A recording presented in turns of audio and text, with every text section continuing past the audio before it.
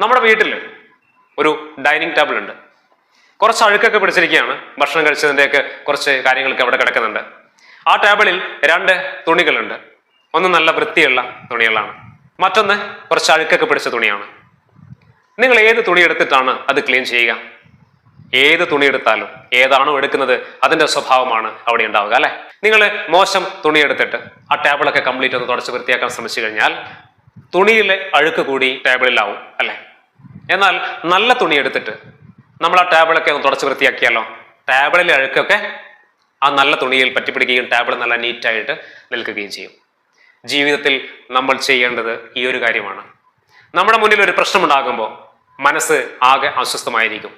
നല്ലതും ചീത്തയും ഒക്കെ കുത്തി നിറഞ്ഞു കിടക്കുകയായിരിക്കും. ഇവിടെ മികച്ച ചിന്തകളുടെ തൂവാല കൊണ്ട് നമ്മുടെ മനസ്സിൽ അഴുക്കൊക്കെ ഒന്ന് തുടച്ചു നിൽക്കുക.